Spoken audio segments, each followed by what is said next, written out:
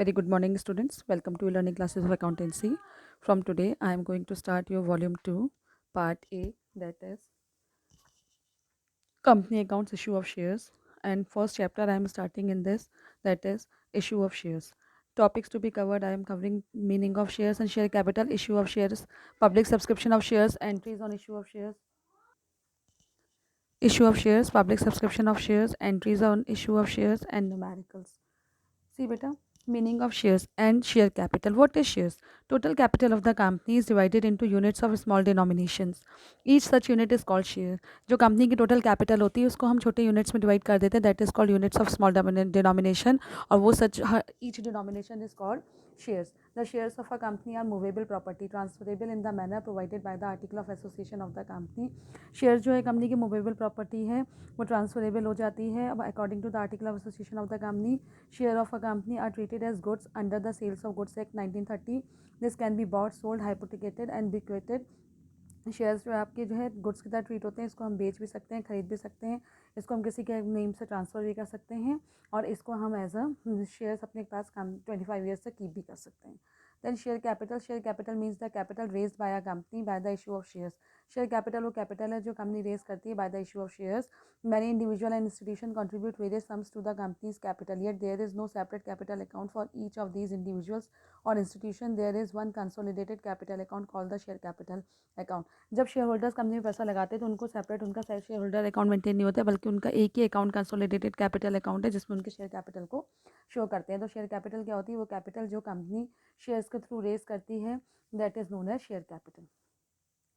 Issue of shares, यह सबसे main procedure है न्यूमेरिकल पोर्शन का कि हम किस तरीके से शेयर्स को इशू करते हैं. शेयर्स में be issued in any of the following veg. Number 1 for cash by private placement of shares, number 2 for cash by public subscription of shares, and number 3 for consideration other than cash. Number 1 private placement of shares. As per section 42 of Companies Act 2013, a company may issue shares on private placement basis also. Sometimes the promoters of the company are confident of raising capital through private sources and contacts. In such a case, the company does not invite the public to subscribe for its share, but make private placement of shares to promoters, to their friends, relatives, shareholders of the group, companies, mutual funds, non-resident Indian financial institution like mutual fund, life insurance corporation, etc. देखो, private placement का मतलब क्या होता है? इसकी entries को हम books में शो नहीं करते हैं. कभी कभी कंपनी कॉन्फिडेंट एनफ होती है कि हमारे पास इतने सोर्सेज हैं कि हमें शेयर्स को मार्केट में इशू करने की ज़रूरत नहीं है. हम अपने फ्रेंड्स से, रिलेटिव से, शेयर होल्डर्स ग्रुप में से, म्यूचुअल फंड से, नॉन रेजिडेंट इंडियन से, फाइनेंशियल इंस्टीट्यूशन से हम शेयर्स को, या लाइफ इंश्योरेंस कॉर्पोरेशन के थ्रू हम शेयर्स को रेस कर सकते हैं, फंड्स को रेस कर सकते हैं.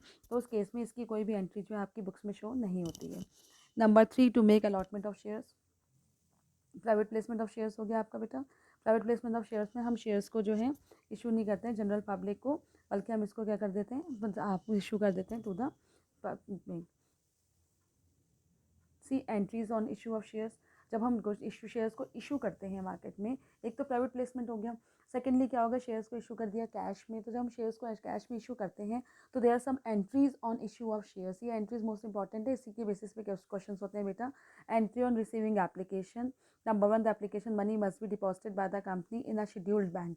The following entry is made by the company on receiving the application. देखो, सबसे पहला क्या होता है, जब हम शेयर्स को इशू करते हैं तो हमें सब्सक्रिप्शन मिलता है बाय द पब्लिक जो उसकी, और वो एप्लीकेशन मनी को सबमिट करते हैं. तो जब एप्लीकेशन मनी सबमिट हो जाती है वो इन द कंपनीज अकाउंट, तो एंट्री हो जाती है bank account debit to share application account. Being application money received on that number of share, जितने नंबर ऑफ शेयर्स के लिए पब्लिक ने सब्सक्राइब करा है और जिस रेट से जिस सब्सक्राइब करा है, एप्लीकेशन मनी रिसीव्ड होती है. Then number 2 is allotment. उसके बाद कंपनी जो होती है शेयर्स को अलॉट करती है to the general public. Allotment means उनको आपको राइट देना कि वो आपकी कंपनी को उनको पेपर दे देना जिसके थ्रू राइट है उनके पास कि they are the part of share holder of the company. तो application money is a part of the share capital of the company, and as such when the directors allot the share application money is transfer to share capital account. और जब directors allot कर देते हैं, application money receive कर लिया उन्होंने, उसके बाद जब डायरेक्टर्स अलॉट करते हैं शेयर्स को, तो अलॉटमेंट की एंट्री होती है. That entry share application account debit to share capital account. Application money on allotted shares transferred to share capital account. Then Number two, sometimes the directors do not allot any shares to and some of the applicant. The application money of such applicant is returned to them. The entry will be, कभी कभी ऐसा भी हो जाता है कि share के कुछ शेयर होल्डर्स को, क्योंकि एक्सेस शेयर्स के लिए उन्होंने अप्लाई कर दिया, तो एक्सेस शेयर्स पे उन शेयर होल्डर्स को शेयर्स अलॉट नहीं हो पाते हैं, तो कंपनी उनके मनी को रिटर्न करती है. तो entry will be share application account debit to bank account, application money return on unallotted shares. The number three, those applicant who are allotted shares are sent letter of allotment. In such, the number of shares allotted and the amount due to your allotment is mentioned. As soon as the allotment letter are issued, that allotment money becomes due and becomes a part of share capital. The entry required is share allotment account debit to share capital account. और जिन share holders को अपनी allotment का letter issue हो जाता है, तो वो क्या हो जाते हैं, उनका अलॉटमेंट मनी उनकी ड्यू हो जाती है, तो ड्यू के लिए एंट्री आ जाती है उनकी share allotment account debit to share capital account, amount due on allotment on dash shares at the rate of dash per shares. Then on receipt of application money, जब ये अलॉटेड शेयर्स के share holders application money submit करते हैं, तो entry will be bank account debit to share allotment account, amount received on allotment on number of shares at the rate of dash each. Then कभी कभी ऐसा भी होता है कि अलॉटमेंट पे और एप्लीकेशन पे सारी अमाउंट रिसीव नहीं हो पाती है शेयर्स की, तो कंपनी उनको एक या दो इंस्टॉलमेंट्स के चांसेस देती है जिसमें वो अलॉटेड शेयर्स पे एप्लीकेशन मनी को रिसीव कर सकते हैं. तो ये जो इंस्टॉलमेंट्स होती है, it is known as first, maximum 3 instalments के चांसेस होते हैं. It is known as first call, second call and final call. तो first call when share holders are inform to pay the first call, share first call account debit to share capital account. पहले due की entry आती है बेटा, फिर payment की entry आती है. ड्यू मतलब first call, due on dash shares at the rate of dash per share. On receipt of first call money, bank account debit to share first call account, first call money received on dash shares at the rate of dash per shares. Then अगर second allotment हो रहा है, तो one shares allotment shares are inform to pay the second call, तो firstly due की entry आ जाएगी बेटा, share second call account debit to share capital account, and then आपकी रिसिप्ट की आ जाएगी bank account debit to share second call account. Now, first case is issue of shares at par. Shares are issued at par when they are issued at a price to equal to the face value. जो face value के बराबर की price पे shares issue होते हैं, तो it is known as shares are issued at par. For example, if a share of 10 rupees is issued at 10, it is said that the shares have been issued at par. See illustration 5 of shares issued at par. Pawan Limited invited application for 30,000 shares of 10 each. Payment were to be made as follows: rupees 3 on application, rupees 3 on allotment, 2 on first call and 2 on final call. All the shares were applied. You are required to prepare general entries, ledger account and show the share capital in the balance sheet. तो बेटा मैंने इसमें आपको general entries बताई है, laser वगैरह बनाना तो आपको आता ही है, और उसके थ्रू शेयर इशू एक्सपेंसेस दे रखा है इसमें, amounted to rupees 8,000, 4,000 fully paid. Shares were also issued to promoters for their services. देखो पवन लिमिटेड ने एप्लीकेशन कितने के लिए दी थी, 30,000 शेयर्स की, 10 ईच. पेमेंट कैसे मेड हो रहा है, 3 on application, it means 30,000 into 3 on application 90,000. तो एप्लीकेशन की दो एंट्रीज होती है बेटा, on date of receipt bank account debit to equity share application account 90,000, और ऑन डेट ऑफ अलॉटमेंट जब उनको अलॉट हो जाता है, तो equity share application account debit to equity share capital account 90,000 transfer of application money to share capital account. ठीक है. Then उसके बाद अलॉटमेंट हो गया, three on allotment, it means 30,000 shares हैं, 30,000 इंटू 3 इट इज़ 90,000. अलॉटमेंट में फर्स्टली ड्यू की entry आती है, देन उस रिसिप्ट की एंट्री आती है. तो ऑन डेट ऑफ अलॉटमेंट ये equity share allotment account debit to equity share capital account, this is allotment money due on 30,000 shares at the rate 3 each, 3 per share, that is 90,000. और on date of receipt जब हम receive कर लेते हैं, तो bank account debit to equity share allotment account, it is allotment money receive 90,000. Then on first call आपकी जो installments थी, 2 इंस्टॉलमेंट थी आपकी, वन इज फर्स्ट कॉल 2 की और सेकंड कॉल भी, फाइनल कॉल भी 2 की. It means 30,000 into 6. First call में भी बेटा अलॉटमेंट से firstly due then paid. Allotment first call में भी ड्यू की एंट्री आ जाएगी, equity share first call account debit to equity share capital account 60,000. Then receipt की एंट्री आ जाएगी, bank account debit to equity share first call account. ठीक है. ऑन डेट ऑफ कॉल इसमें भी ड्यू की एंट्री फर्स्ट आएगी बेटा, equity share final call account debit to equity share capital account 60,000. और उसके बाद आपके जो मेन एंट्री होगी, that is on date of receipt bank account debit to equity share final call account 60,000. Then share issue expenses आ जाते हैं बेटा, अगर कंपनी ने कोई इशू एक्सपेंसेस कर रहे हैं, तो share issue expenses account debit to bank account 8,000. कोई इनकॉर्पोरेशन कॉस्ट है, तो incorporation cost account debit to equity share capital account 40,000. Now see the next issue of shares at premium. अभी आप पार पे कर रहे थे, face value is equals to book value. अब आपका face value of shares is equals to market value.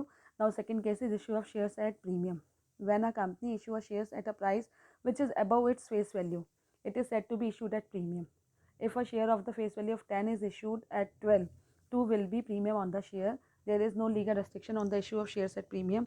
The premium on issue of shares is a capital profit and not a revenue profit, and as such must be credited to a separate account called security premium reserve account.